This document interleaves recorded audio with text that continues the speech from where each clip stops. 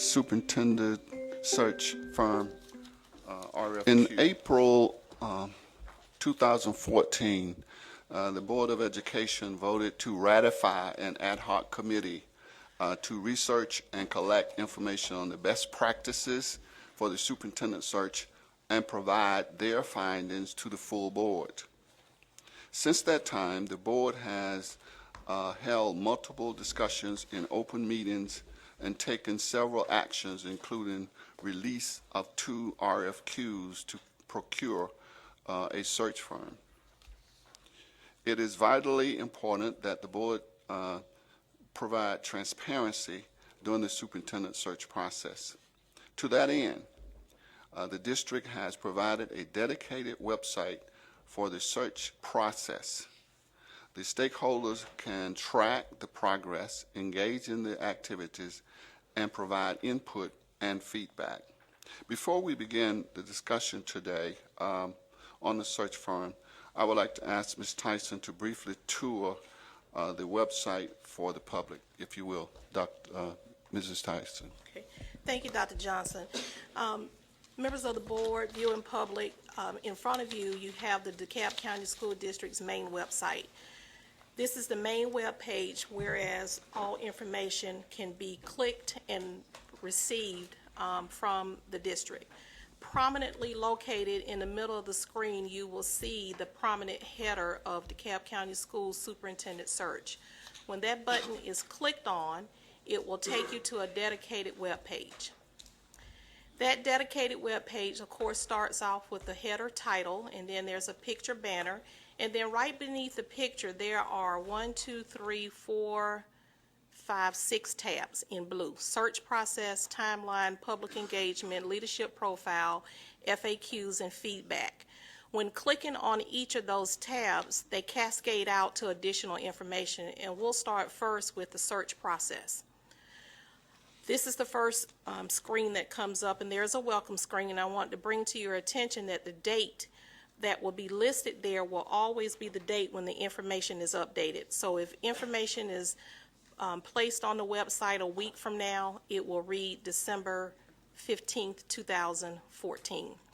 As you scroll through the rest of that page, you will receive a summary of the 2 RFQs that Dr. Johnson spoke of, and it will give the public and the community additional information on where the board is or was with that process. As spoken earlier by Dr. Johnson, the board approved the release of 2 RFQs, and the first section talks about RFQ 15-26 and the timeline and what that process yielded in bid responses. And then, of course, the board voted to rebid to increase or the attempt to increase more bid responders, and there's a timeline with that. As you scroll on down, information is provided for the public of the board meetings that are currently scheduled on the calendar for this calendar year. And you will see there that the board has held discussions each month of the board meetings, and once the board votes on a new calendar for 2015, then those meetings will be listed there as well. Now we will go to tab number 2, which is the timeline. The board's ad hoc committee that started meeting back in April of 2014 presented the full board in August of 2014 with a general month-to-month activities timeline based on best practices that was researched and collated for superintendent searches. We have put that, well, I should say the IT department has formatted the website to list the month-to-month activities, but notice that the timeline will be modified once the board hires a search firm. So this is a general month-to-month timeline based on the board's ad hoc committee information, and then it will be adjusted accordingly as the board develops the process and approves for it to be updated. The third tab at the top is public engagement. And this basically alerts the public that the board is continuously working to expand engagement opportunities, and once they've hired a search firm, the firm will implement a board-approved process to include community and business leaders in various stakeholder engagement activities such as one-on-one interviews, public forums, focus group meetings, electronic surveys, and meetings with parents, parent council groups, teachers, principals, students, and staff. And the process will be communicated through various communication channels, including the district's website. And we give an opportunity for the public to provide their email address if they would like to receive continual updates on the process. Under the leadership profile, this again will be a fluid section that will change as the board continues its work with the community and the search firm. And once the board has hired a search firm, the firm will implement, on the leadership profile, let me back up. The board and the stakeholder community will work with the search firm to develop a leadership profile to identify the characteristics required that will serve as the recruitment and evaluation criteria for the next superintendent. All the information will be posted on the district's website. The next tab is the FAQs. This will continually be updated, and questions and answers are going up based on the questions that come in to the board. Thus far, several community members have sent in questions, and the staff tries to take those questions and formulate common threads and provide the questions and the answers. And as of now, we have 4, but again, as they continue to come in, this section will grow. And we have also asked the public if they have some input or suggestions or feedback of how this process can be improved. They certainly can send that through the feedback line for incorporation. And then under the feedback line, we give them an opportunity to send via email any inquiries or comments that they may have. Again, this is a fluid web page that will change based on board direction. And as the process continues, information that the board provides to be public and transparent to the public, we will place on the website.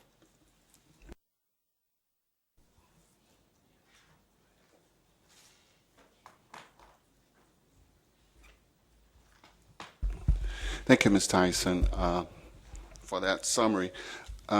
Margaret, if I can indulge for just a moment, she's going to reprint the information, the recommendation that the ad hoc committee made to the full board, and that would generate our discussion for today related to PROACT. We made the recommendation. I can ad-lib it, but I would like to get, not ad-lib it. Just wait just a minute. I do have a question. Yes. I just have a question for Go right ahead. Ms. Tyson. On the feedback piece of the, is it possible to have common threads presented either back to the public and or the board on what that feedback is? We have common threads for the questions, but it seems like the feedback piece is just information coming in, but not presenting sort of concerns or feedback that the public gives. We will certainly assist however the board desires for that information. If that is a request of the board, it certainly will be done. Okay.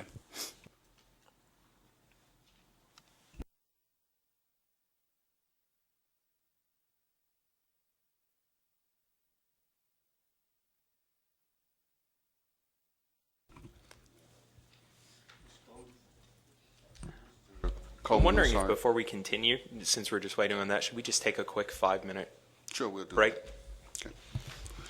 It's been suggested we take a 5-minute break. We will take a 5-minute break. Concluded that the 89.5% score and information received from the interview yield positive findings that included, but not limited to, the following. PROACT's placement in the last 5 years, 88% of the placements have lasted longer than 3 years. PROACT provided a 5-phase approach to include extensive community engagement.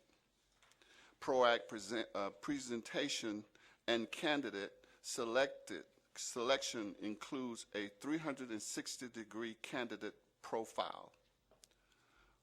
PROACT offered to include all advertising expenses in the search firm fee. ProAct Search has the experience to focus on large, complex organizations. Recommendation. This is the evaluations team's recommendation. The evaluation team recommends that the DeKalb County Board of Education complete the evaluation process by interviewing ProAct Search in a committee of the whole board. If the board's decision is to accept the RFQ response from ProAct, then this completes the process. If the board's decision is to reject the ProAct RFQ response, the board may then, at its discretion, pursue the option under Board Policy DJE Purchasing, Section 3, Item B, Number 2, which reads, purchases or contracts with a total estimated cost of $5,000.01 to $99,999.99 shall be made on the basis of at least 2 written quotations and selected based on objective criteria of performance and ability to execute, or rebid for any potential costs that may exceed $99,999.99. With that, is there any discussion?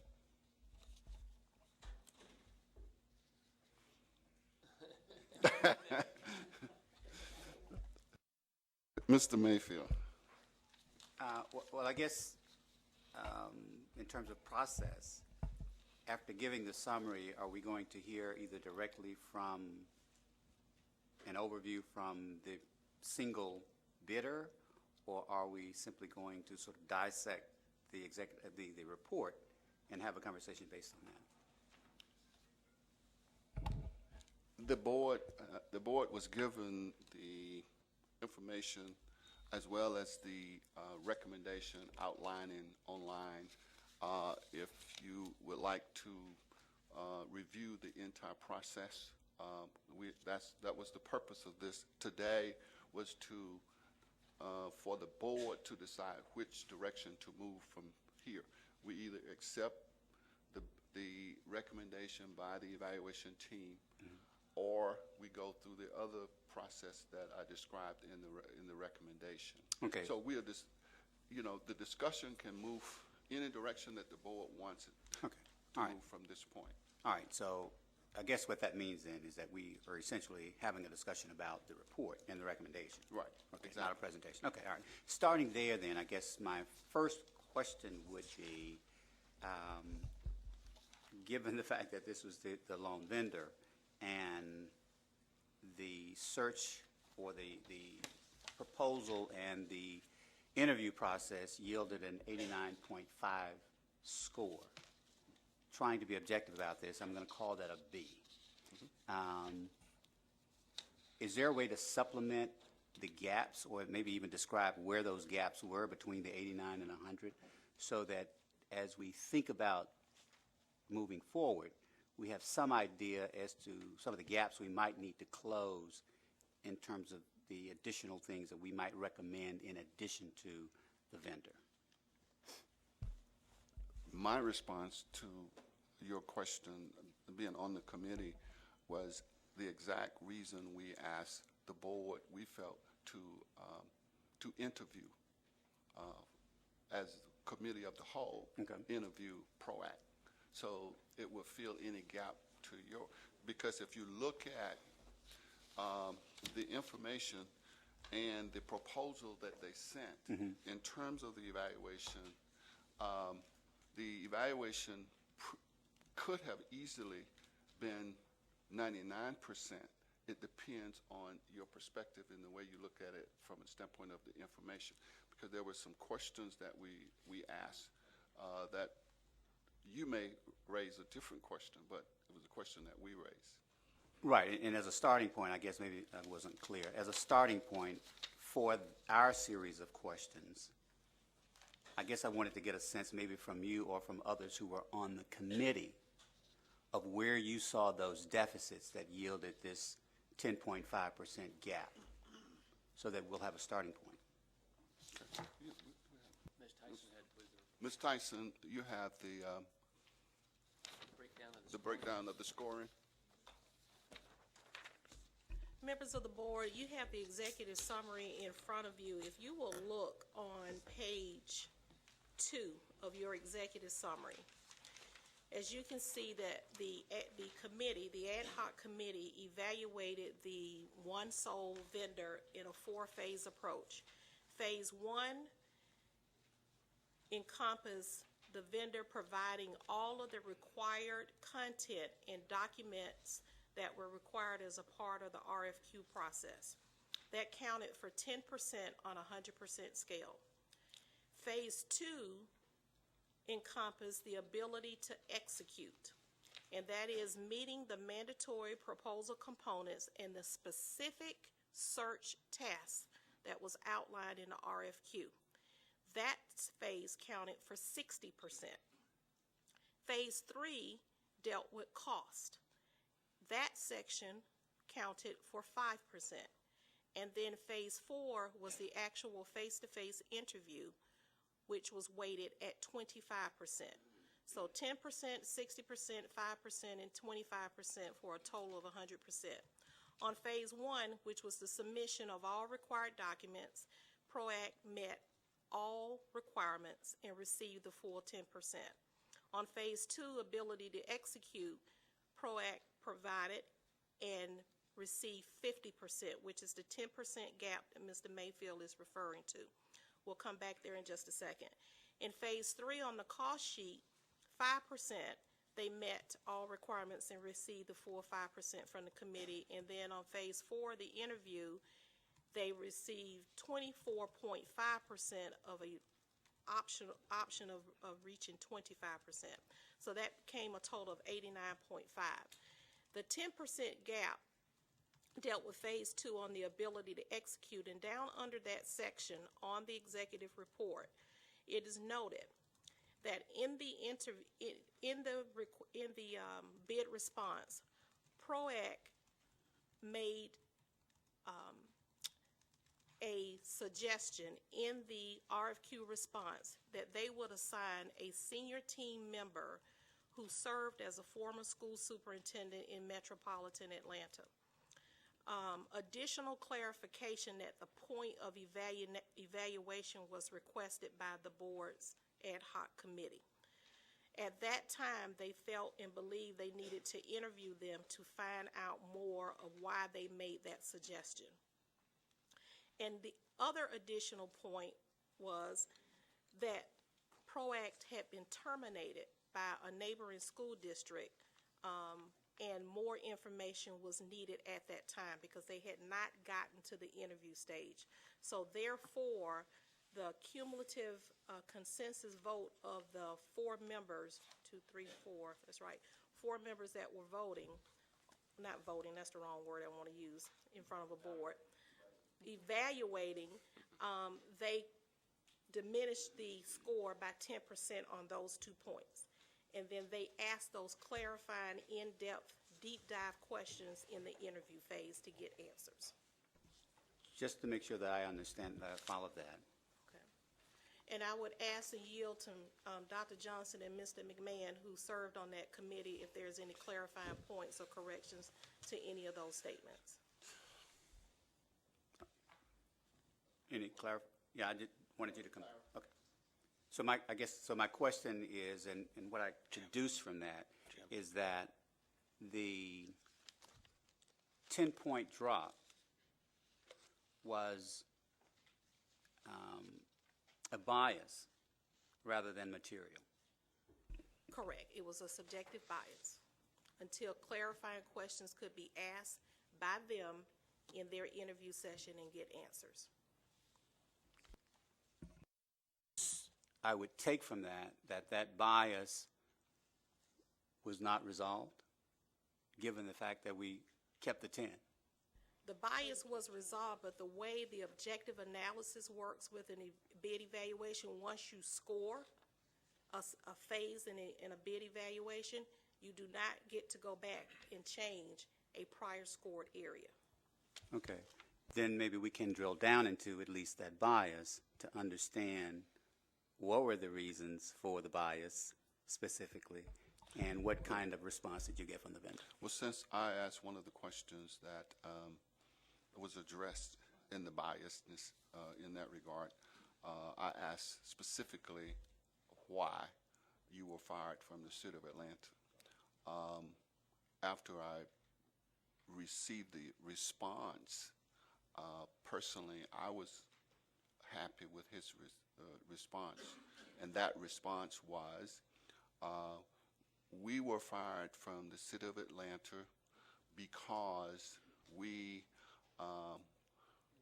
wanted to give to the board at least 3 candidates' names, and the committee only wanted 1 name, and that was the conflict that they had between each other. It was the conflict was between, as I understood it and understood his response, the conflict was between the committee wanting to make one decision versus the board wanting to make a decision. Because as a rule, they normally like to give at least 3 names in the final analysis to the full board, and the committee did not want to give but 1 name to the full board. And were we able to verify that with the board? No, we didn't Did we pursue go it? into that part at all, and that's the decisions of the board in terms of where we go from here. No, I meant with the Atlanta board, the board that fired them. Were we able to verify their answer with the Atlanta board, or did we pursue that answer? No, we did not pursue that. Mr. Chair. I'm sorry. Mr. Coleman and then Dr. Marley. I'm sorry. Coleman, Orson, and Marley. Okay. In that So, order. a couple of quick process questions. One is, I think you all are essentially recommending that we decide now to interview the firm in a committee of a whole. Did you anticipate that that would happen in between now and the January meeting, or were you planning for that to happen in the January meeting or at some other time? How are you thinking about that? Hopefully between now and January meeting. Okay.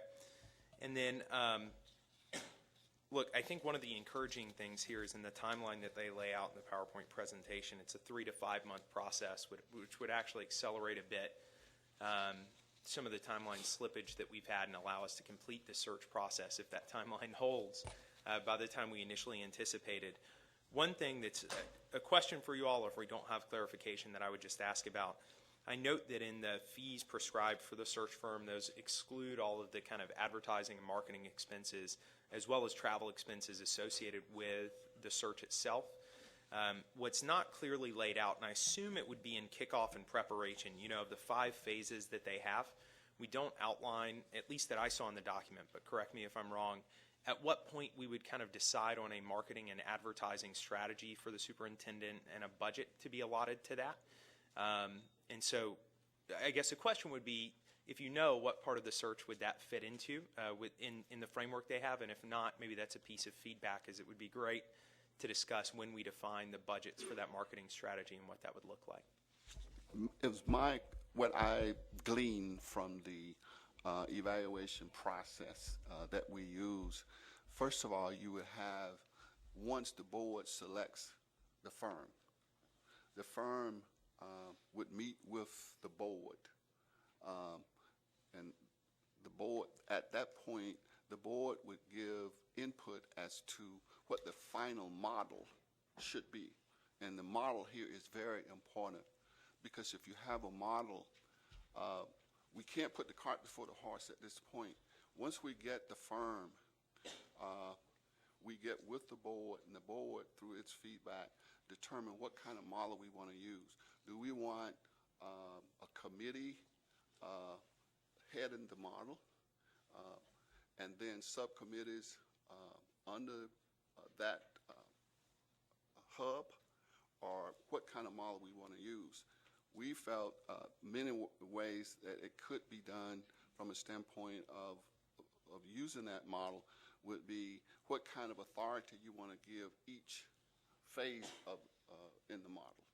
So from that standpoint, a lot of things can be done after we decide that we want to use this firm or any firm, whatever that firm is, and then decide what kind of model we want to use. So then they can use their expertise and generate a model that will involve all of the stakeholders throughout the school district and universities and companies' expertise and authority to go out and research and bring the best superintendent possible to the school district. Chair, That's my point of view. I just wanted to add that I asked the same question about the estimated costs with the marketing and the travel expenses and associated with it. And on page 4 of the that you reference, where there is no value with that, I asked worst case scenario, and they said it's 5 to 10, maybe 15,000 from a marketing expense, and I said worst case scenario, 25 grand. And they were very comfortable with that expense being at the very high end. So I hope that gives you a little guidance. Mr. Orson? Thank you, Dr. Johnson. So a couple of questions and comments, and one of it is I'm sort of trying to dive down to figure out if there's a risk. We were talking past each other with PROACT. I know my understanding from the Atlanta search was that there were multiple candidates presented to the committee, and the committee presented multiple candidates to the board for interviewing, and close to double digits. So I wonder if the disagreement between PROACT and the Board of Education over there came with the idea that I think Atlanta pursued the concept of having a sole finalist, that at the end of the search process, I think some systems will have multiple candidates, and then you pick, sort of beauty pageant, and some will go with a sole finalist. And so I think getting some clarification from APS is really important to understand in there. And and that's a legitimate philosophical difference. I'm not arguing one side or the other, but I think it's important that, as you say, what they described as their reason, I think that may have been an end of process disagreement, not a kind of midstream, because I've been told that the board itself as a whole interviewed multiple candidates before they came up with a sole finalist for it. So that's one comment. Second, this may sound like a funny, as people know me, I am frugal with money, but I worry about the cost in a weird way. I mean, I'm not advocating that we spend more if we don't have to necessarily, but I know that big executive searches can be very expensive, and I worry about whether we're missing something in this number, because the number seems, from our perspective, it's great if that's what you can pull it off, but I have a slightly uneasy feeling based on that cost. My third comment, when I look at the individual credentials of the people in the firm, I think they are appealing, attractive. There's a breadth of experience, and so I don't have issue with that.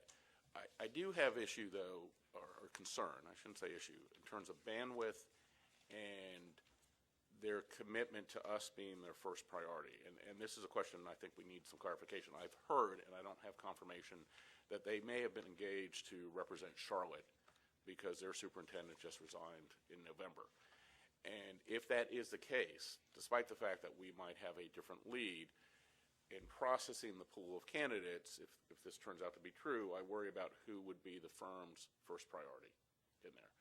Because Charlotte is a comparably sized district as ours, comparable demographics to ours. I think there are a lot of things that would put us potentially in the same competitive subset in there. And under those circumstances, candidate A who's appealing, this candidate A, if it is correct that they are representing Charlotte, are they sending them to Charlotte first, or are they sending them to DeKalb first? And I think we need to get an answer on that question. And it may be something that, even if true, we can overcome, but I think we need to be mindful of that if it is true, because I think it could have an adverse effect both on the order in terms of the pool of candidates that come to us, and quite frankly, on our timeline, because candidates might say, well, I'm interested in both, but I want to go there before I come here, and that, given the compression of our timeline, could have a bearing. So that's really in the category of, I think, us needing some additional information to understand not only the scope of services they might provide for us, but the scope of competitive services they might be providing for other districts.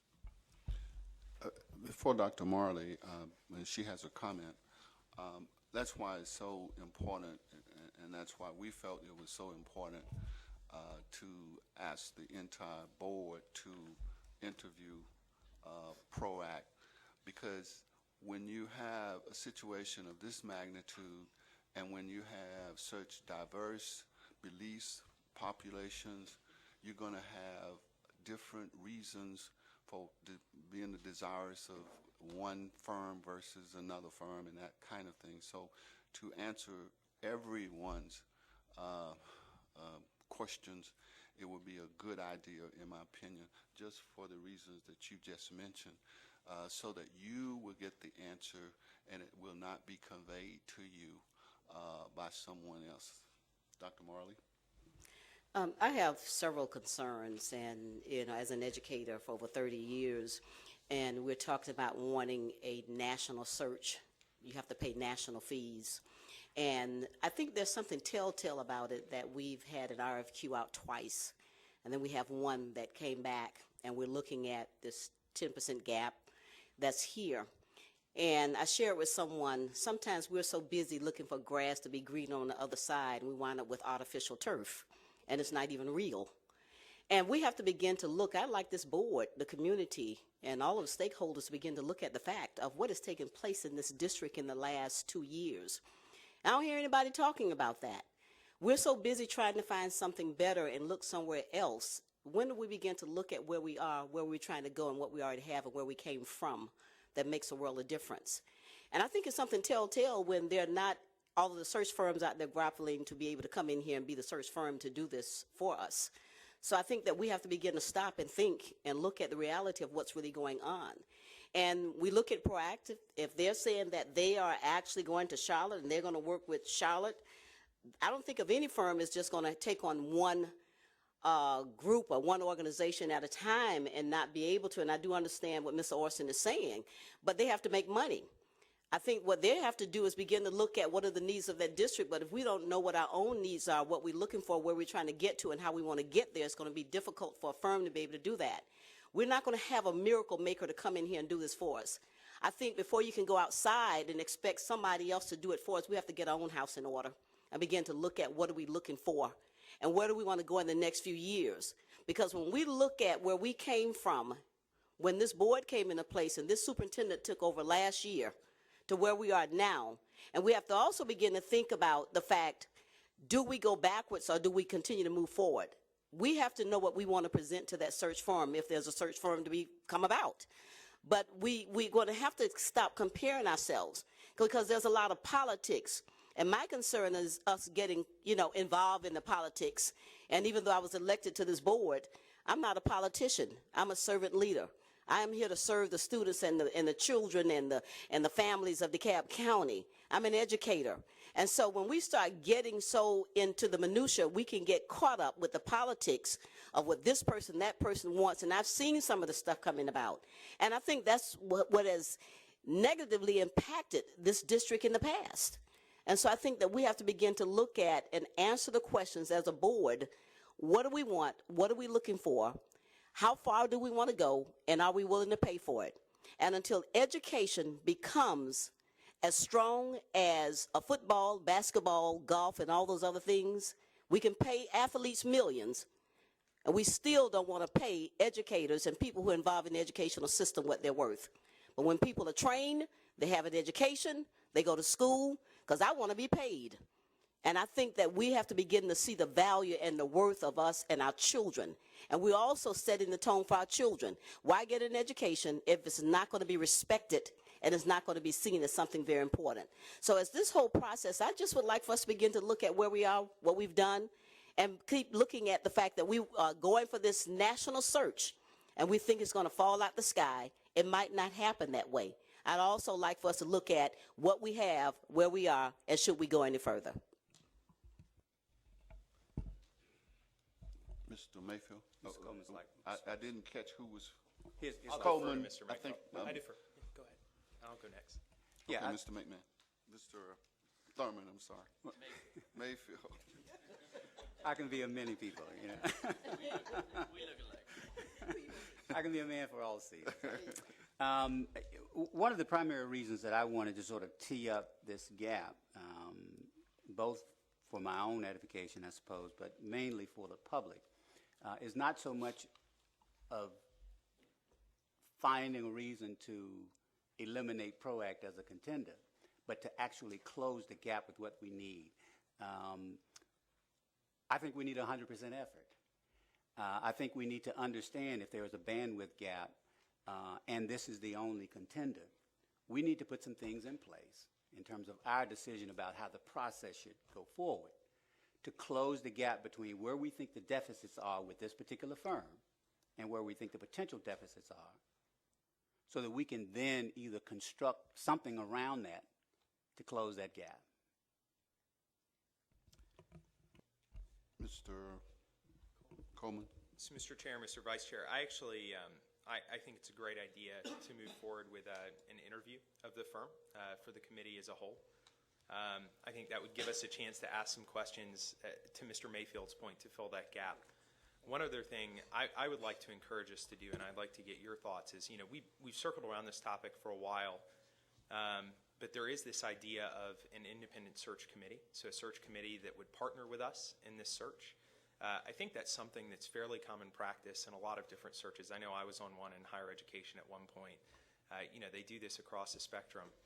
I think it probably brings a couple of benefits. One is I think it adds to accountability and transparency. I think it helps us solicit the input of the community, which is something I know we all want. I think it helps the board manage its time effectively. And it just adds great thinkers to the process, right? Other smart folks who are interested in the well-being of the students and the people in this system who could partner with us to come up to the right solution. I think, Dr. Johnson, to your point earlier, the right model for that from my perspective is a committee that would stand in support of us and bring to us multiple candidates who would help us to narrow the field, but certainly wouldn't be responsible for selecting a candidate, who would just help us narrow the field, and then we would decide if that narrowed field is appropriate, who would be appropriate within that narrowed field, something like 5 or 6 folks that they could bring to us for consideration. And I would love to see that comprised of, you know, senior respected members of our community, some who are representatives of the community certainly, but some who are also a little bit outside of the system and can just provide us good objective feedback. So the reason I bring that up now is I actually think this might be an opportune time, and I would recommend for maybe the two of you to continue this ad hoc process that you've been on, but I'm open to a different proposal to do that, because I think that's a discussion that we'd like to be able to have as well with the search firm as we're talking to them in the committee of the whole. And so I guess my question to you and to the board would be, in principle, are we willing to kind of pursue that option, this independent search committee option? And if so, is that something that maybe the two of you, maybe a different group, could go away and investigate so that we can better define what that looks like, and then have that discussion with PROACT and then any additional firms that we decide to talk to? So I wanted to throw that out. For clarification purposes, the term independent search firm, for my clarification, does that mean that we will have an independent group organized and approved by the board, but organized by the search firm that we select? Because if we're going to have an independent search firm that's independent of the search firm, then that to me poses a problem. If it's a part of the search firm in its process to create the model, then I think it's workable, for my own personal opinion. But my perspective would be you'd have to partner the board, the committee, and the firm together. I think they'd have to work in tandem, if that's your question. Right, and that well, they would have to be part of the model that we'd flesh out with the search firm, certainly. in in understanding what I thought PROAC was saying when we interviewed, I don't think the board wants to get into an independent company or independent search group that supersedes the collaboration of the search firm, because as I gleaned, what I gleaned from PROAC was that's exactly what happened in Atlanta. You had an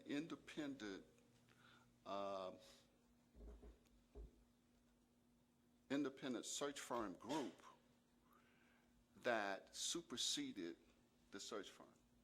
That's what, and that's what I understand now. I don't know what happened.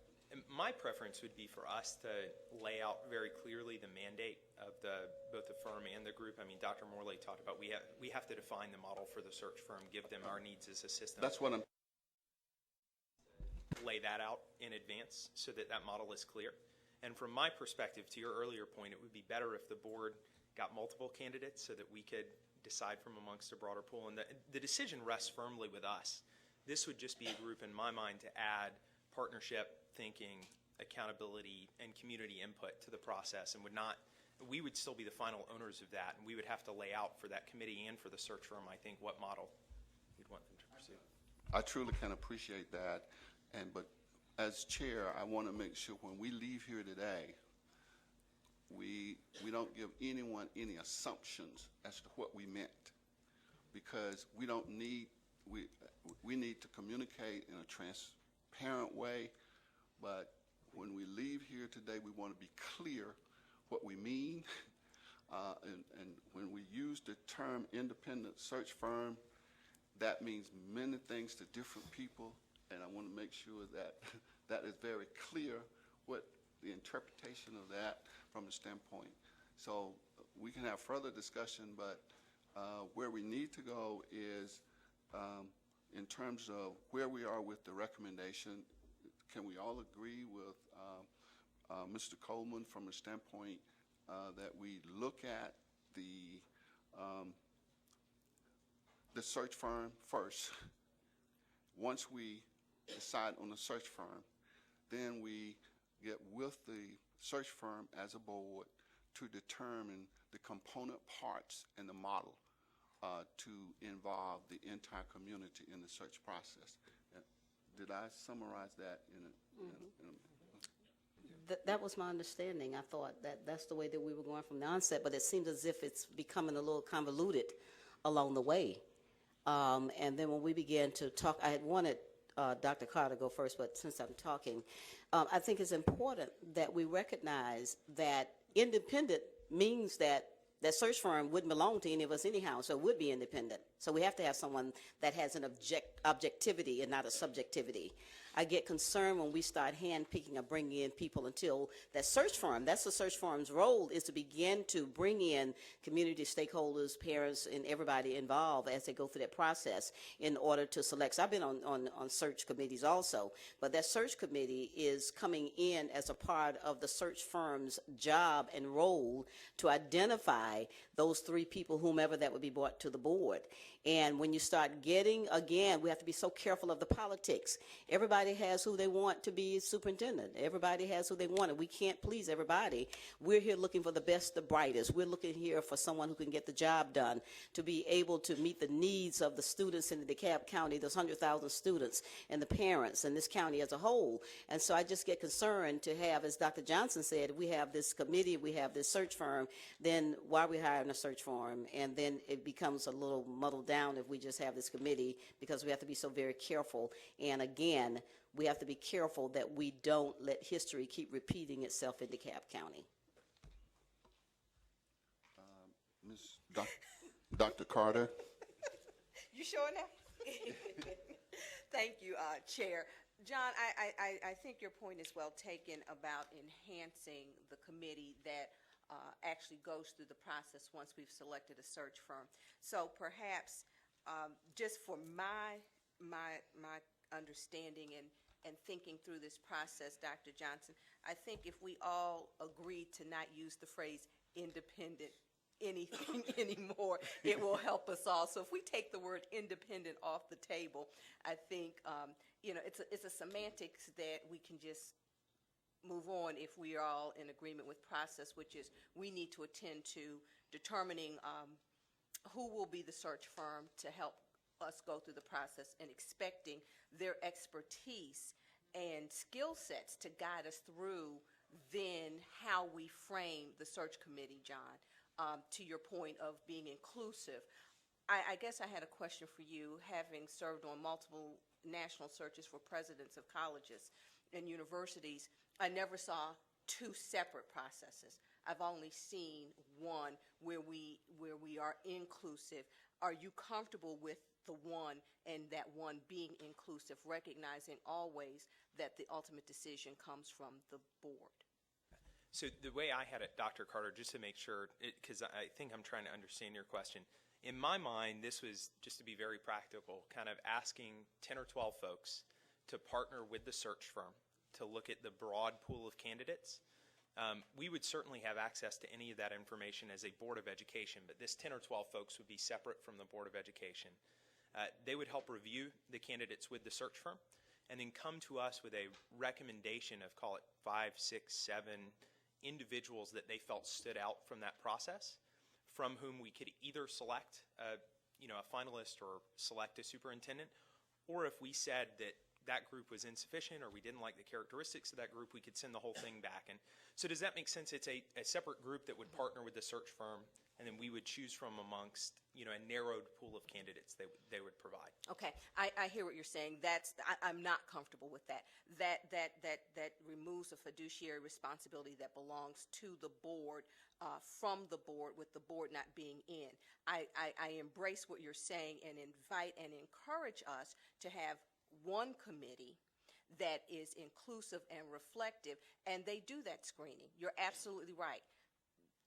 My alma mater, for example, they've picked some really great presidents. I was on a committee that picked one great one not so great one.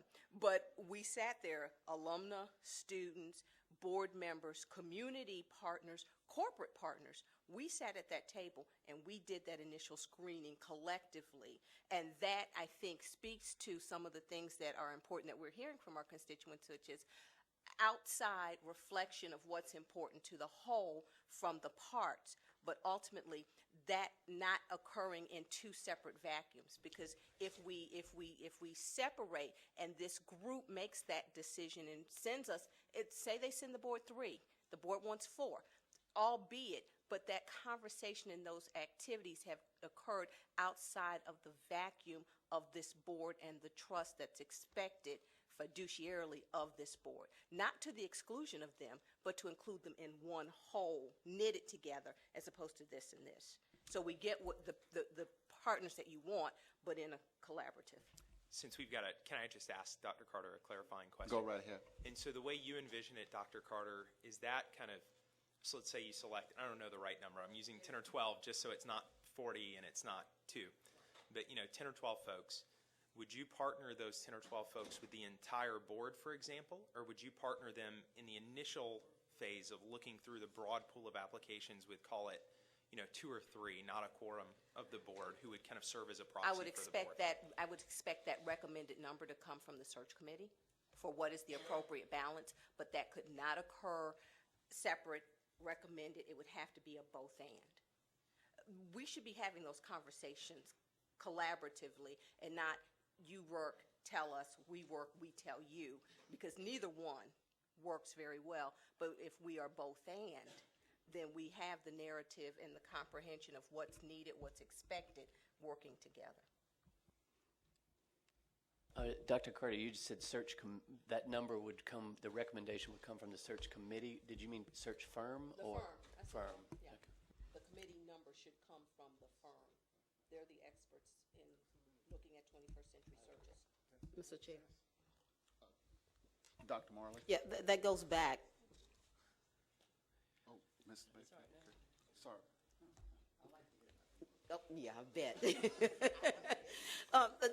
It goes back, because again, I don't know whether I'm confused or what, but, you know, as far as it having search firms and doing the work, that's a part of what they're supposed to do, is to make sure the constituents are heard, to make sure parents, to make sure stakeholders, everybody has a share when they go out, and the forums that they would hold, and all of the committee meetings, and all of the surveys and the interviews, all that stuff, that they would be a part of that, then bring it back to the board.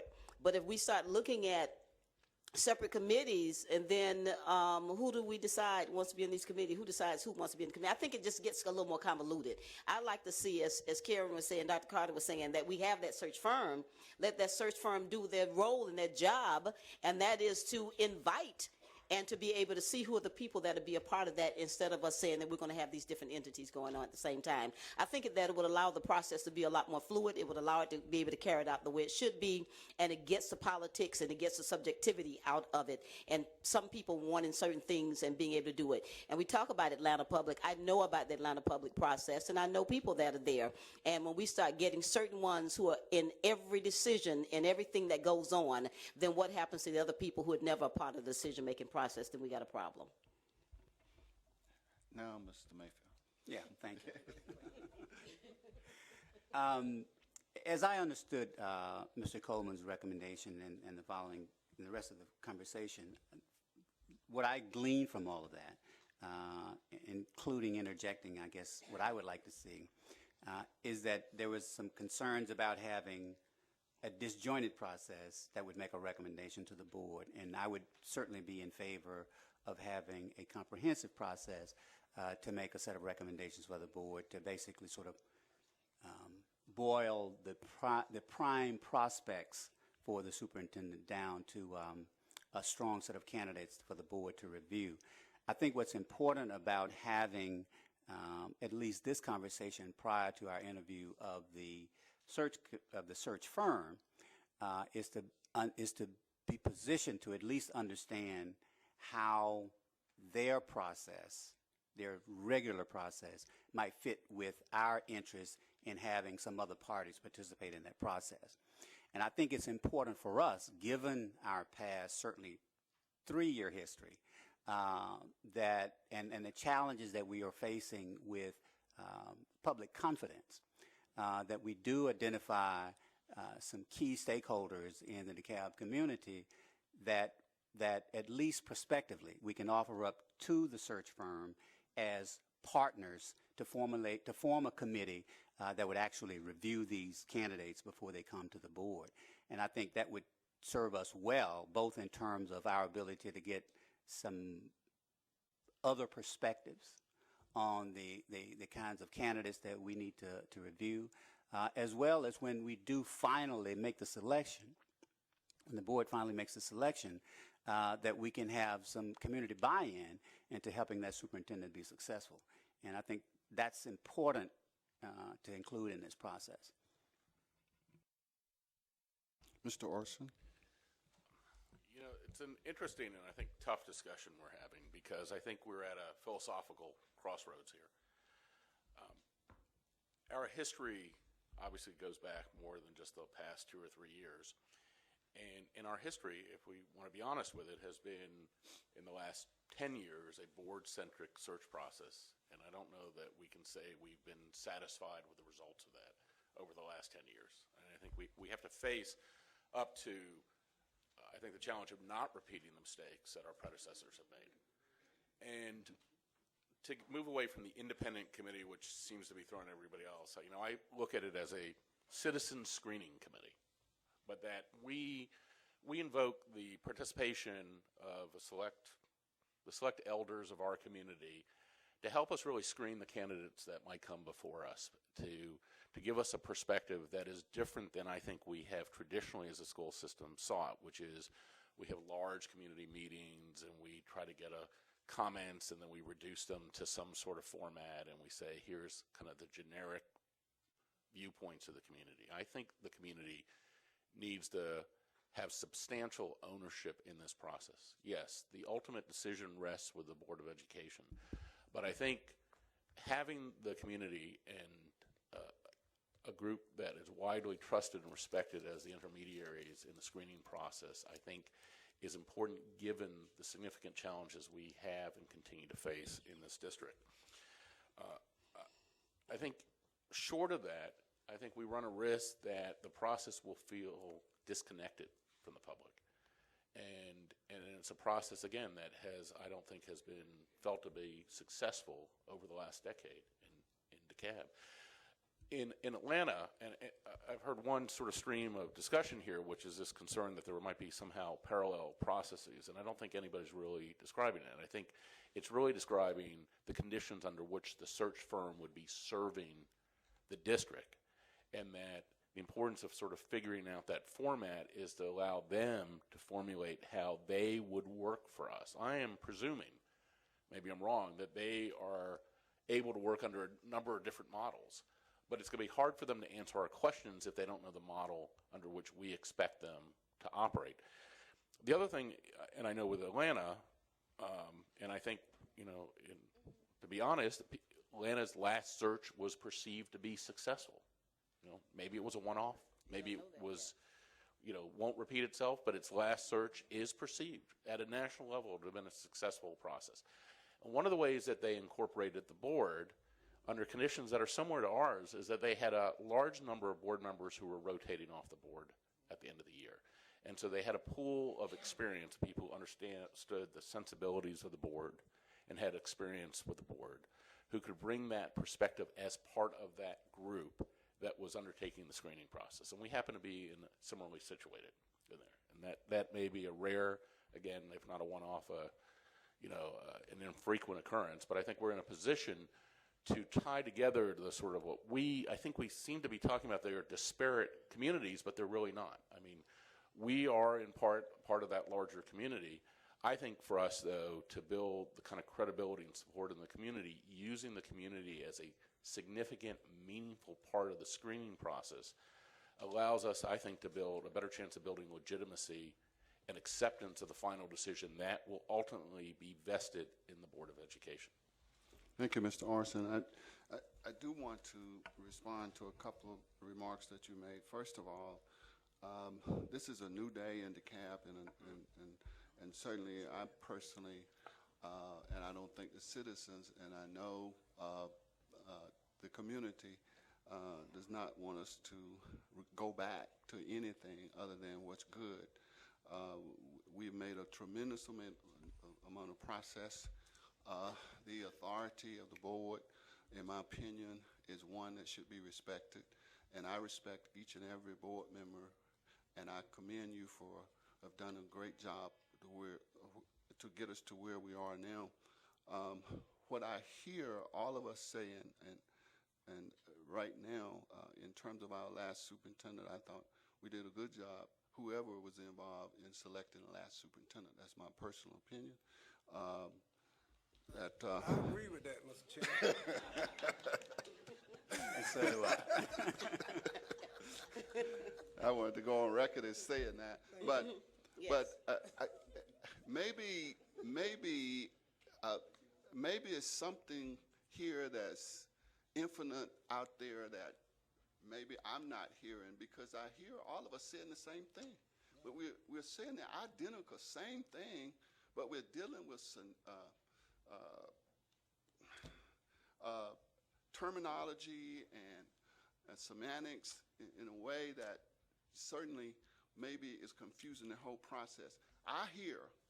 What I hear all of us saying, we do want to involve important people in the community, the entire stakeholders in every part and phase of the community. That's what I hear. I hear that we need a process and a model to follow. That's what I hear. Now, if I'm wrong, please correct me. What I hear us saying, one, we are the Board of Education. We have the ultimate responsibility and the ultimate authority in selecting the next superintendent. One. Two, we will hire a firm, a search firm, with the experience of organizing and a process that we can use and implement within the school district to bring about the collaboration, the involvement to produce the best candidates across the United States and bring them to DeKalb so that the board can make a final selection. Next, when we hire that firm, we are talking about a process, developing a process. In that process will include what kind of model do we want to use. We can go through the discussion right now. Do we want a hub or a subcommittee or screening committee to be a part of interviewing and bringing and filtering those candidates back down through the model?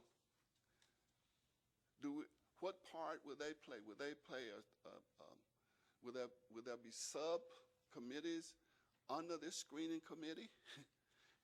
The model can be infinite in terms of what we as a board desires, but it's doing the same thing, and that is involving the entire community in the research process. Now, the committees themselves, that's where we as a board will determine, along with the search firm, the role of each committee and how will that serve and the direction that they will follow in terms of the next steps. Once that is done, then we determine the candidates and interview the candidates that is presented back to the board for a final decision. Now, that's the way I see it. To me, it's not very difficult. And only thing we have not done, we have not disengaged the board from any parts of the process. We have not disengaged any of the process from the search firm. Because if you're going to have a search firm over here and an independent committee over here, we got a problem. I'm saying bring all that together and align them so that we can do the same thing that all of us are talking about doing. Did I make any sense? Or? You made perfect sense. I think certainly, yeah, you make perfect sense. I think what may not have been spoken or what I didn't hear in your comments and what I certainly hear in the community and what I sense, and I don't want to speak for anybody else on the board, is the pursuit of some certainty that key community stakeholders have a substantive role in the decision-making process and that it is not superficial or peripheral to the process. And we just want to make sure that we have some pieces in that process that ensures that. I agree. I couldn't agree with you more. And that's what everybody, I think, have been saying.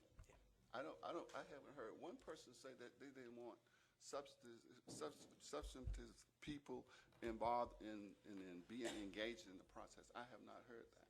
No, not substantive people. That's a given. A substantive role in the process. Okay. Role, a people or role. Okay. Dr. Morley. Okay. Okay, I'm sorry. I agree with, you want to go ahead? I can't. I've said silent. Do you mind? Go ahead.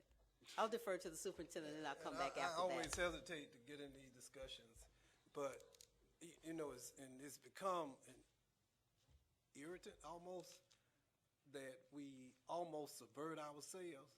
When I hear the conversation is that we've gotten it wrong every time, that's just not true. It's a lie, really, to be honest with you. The last 2 years tell me that the board that hired me got it right. And I'm not talking about me.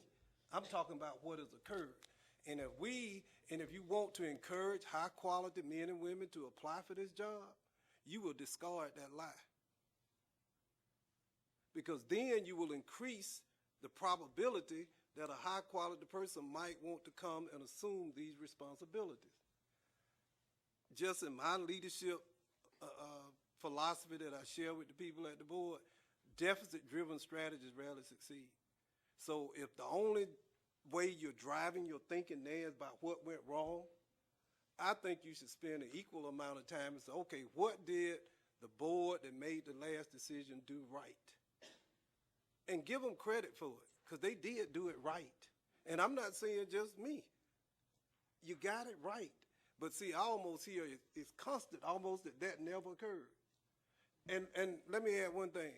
It was the most economical superintendent search ever conducted. Right, and I see some former and current board members, I think they spent $3. They spent, I don't know how much a phone call to make from here to Smoke Rise, which is 12 miles away, right? That was it. And the last thing, and Mr. Orson pointed out, you don't know whether you made a successful hire. It'll be 3 to 5 years before you realize or know whether or not the process worked. If you look at the recent history, I'm sure the people who hired, and I won't call any names, one of the most recent superintendents that's the subject of a lot of criminal investigation, that was a great hire. But history will determine how good or bad it is. You can't make that decision right now, to be all honest and to be fair. And so those are the two things, and I hopefully will discard this narrative because it is not true. It may have been true to what Dr. Johnson has said, but your own history tells you it's not true. How do you discard and discredit your own history when you helped make the decision? I would want to take credit for it. Thank you for your positive comments. Dr. Marley.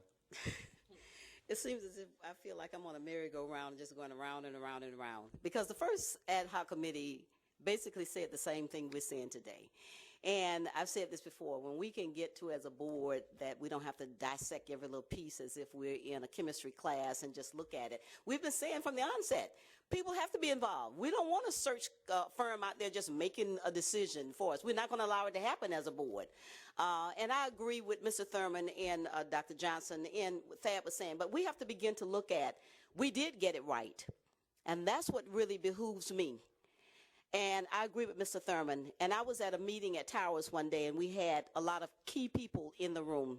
And Dr. Tinsley was at that meeting, and Congressman Hank Johnson came in, and they were all behind closed doors, and they were all speaking about what a great job the superintendent has done. Oh, what a wonderful thing. And I finally said to them, we're in this room with 3 doors, all closed off to ourselves. But everybody is talking about what a great job the superintendent has done. What a great job the board has done.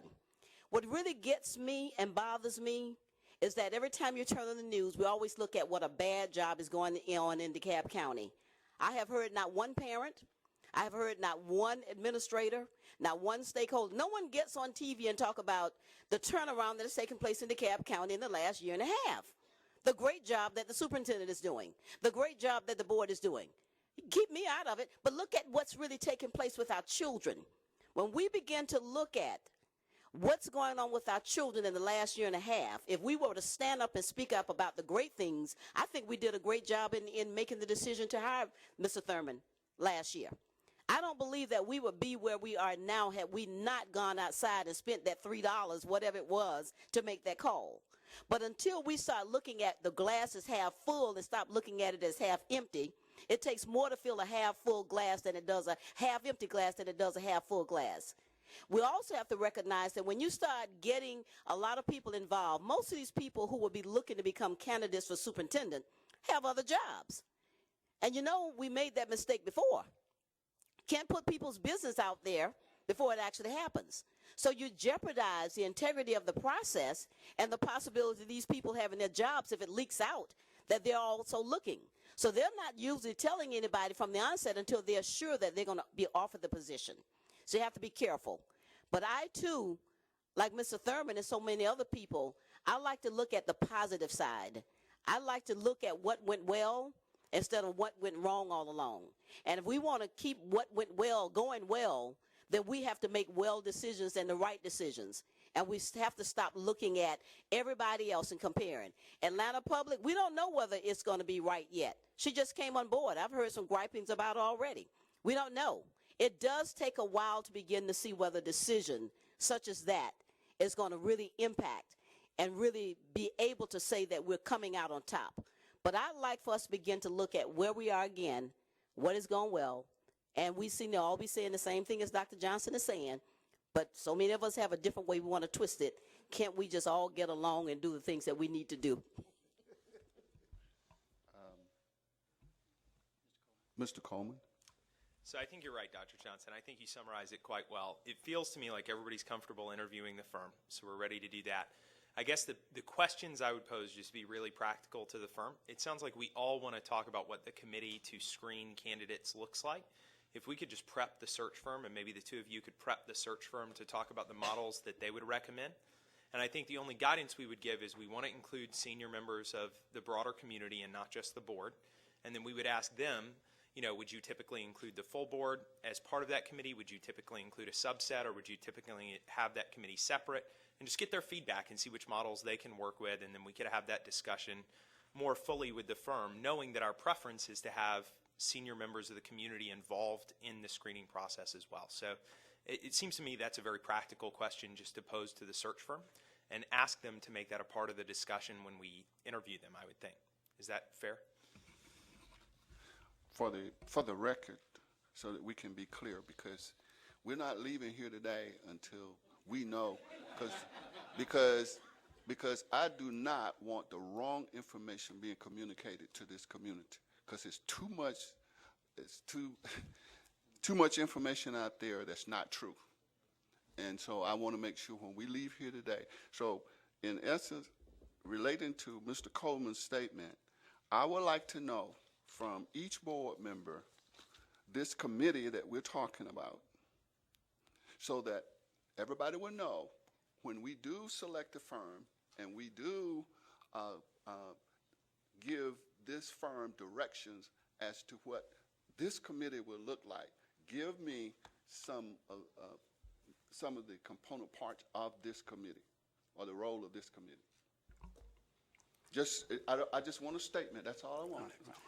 And to that point, I mean, would it be appropriate to simply have that submitted to you rather than? Okay, just submit it, and not only what, but who. It will be fine. Okay, submit it.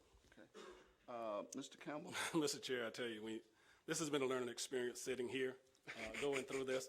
I listened to what Dr. Carter said, and I also compared the notes to what Mr. Copeland said. As you well said, I think a lot of the discussion was basically semantics. I think the board as a whole agrees that we want a selection process using the firm. It sounds like we want to interview proactive. I think what's important for all of us that we all agree to is we want community involvement. Thad made a very valuable point, a value point in saying that a substantive role. The ultimate decision will still come back to the Board of Education, that we will make the final vote. But I think for transparency's sake, I think for buy-in, it's important that we use the firm to incorporate community people. It will still be our final decision, but I do think the community ought to be at the table to be a part of the process, and we get the ultimate vote. Yeah. Dr. Irwin. Yeah, I'll just keep it simple. I agree with everything that Mr. Campbell has said, that we do have to have community buy-in. And just to move it forward a little quicker, are we voting on this recommendation today? No. I'm voting on the recommendation to interview PROACT. That's what I'm asking. Yes. We will. Yeah, to move forward the interview. Can we vote later? Yeah. Is it a consensus then that we interview PROACT? Yes. Okay. It is a consensus that we, I would ask the superintendent if he would contact PROACT and schedule. That's our job. No. Yeah, so we do that. But I'm asking as a PROACT person, you won't- because we have come in. The only thing we're asking the secretary. Yeah, Ms. Tyson been working at my behest, Mr. Cole, I got it. from day one. Just to be clear for the community. Mr. Thurman, Dr. Johnson, Yes. and Ms. Francois has been working along with me, and she will assist in contacting Mr. Solomon to set up the interview. The interview With that, when will the next, when will the interview take place?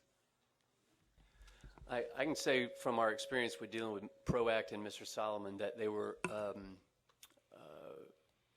they responded quickly. They within like a couple of days they wound up here from Illinois to DeKalb. So if we can check our schedules and respond in the next maybe 24 hours, we can figure it out, and then hopefully before before school lets out on the 19th. Is that, can we kind of worst case scenario from a board standpoint? That, yeah, that's in the next 2 weeks. I'm just saying, just from a, we haven't definitively said, but if you can check your schedule in the next 24 hours and see what fits over the next couple of weeks, so that prior to when school is adjourned for the Christmas holidays on the 19th, that we've had that committee of the whole meeting. All right, fair enough? For the record, I just want to make this one comment. The superintendent in Atlanta was placed in Austin by this firm. This is a quality firm, and certainly when we do interview PROACT again, you will find this information to be true. Have we finished that? We through with that? Next item, ad hoc committee report, protocols. Dr. Carter.